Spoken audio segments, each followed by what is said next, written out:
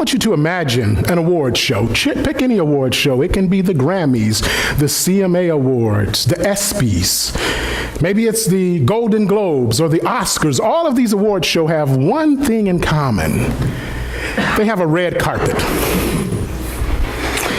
And the red carpet serves one purpose and one purpose only: to be seen.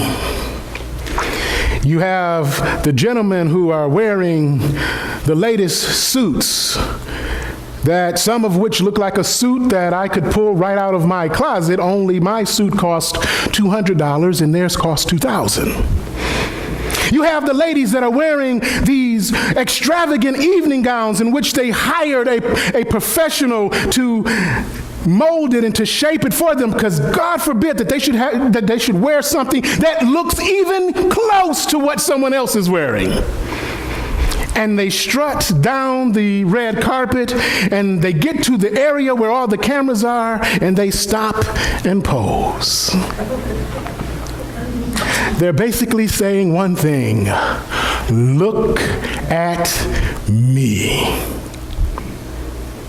I remember years ago, I was watching a game between the Tennessee Titans and the Detroit Lions.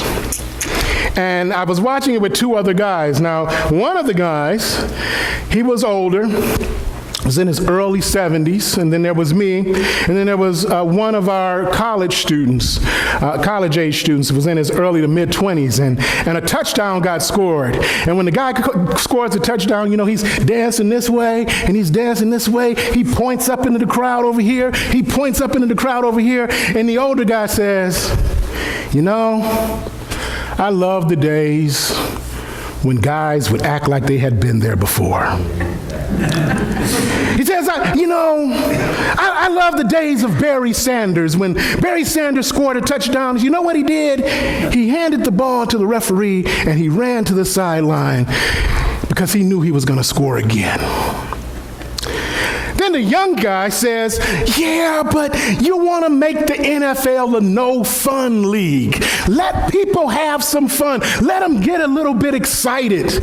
And then the most awful thing that could possibly happened because both of them in unison looked at me and said, what do you think? I wanted to throw up that one little finger and try and sneak out of the room because I did not want to get involved in this conversation. But I'm sitting there, I can't escape now, so I have to answer the question. So I looked at the older guy and said, you know what, I understand where you're coming from. That there is something to be said about that.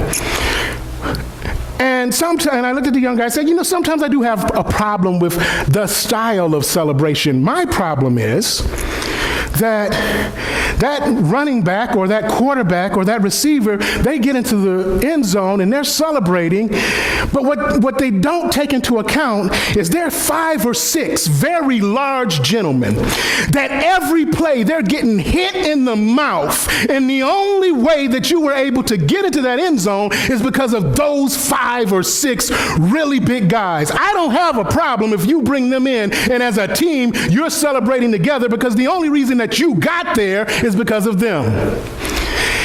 My problem is when it's all about, look at what I have done, look at me, because you didn't do it by yourself. You did it because of these, and in my day we call linemen hogs. You did it because of these hogs, which each and every play gave that quarterback enough time to throw you the ball or gave you a lane that you could run through in order to score. It doesn't happen without them. And so I love it when I see a whole team that comes together and everybody's celebrating, because it's not about me at that point. It's about, we scored a touchdown and we're happy about it. Go ahead and celebrate. Well, neither one of them liked that answer. Okay, fine, that's my answer. But the fact of the matter is, and a lot of times we blame it on the younger generation unfairly, because we say this is a generation that is all about look at me. Let's face it, this did not start in 1990. There was a guy by the name of Billy White Shoes. Remember him? As I recall, he played in the 70s. There has always been a segment of society. There have always been segments of people, a large segment of people that say, look at me.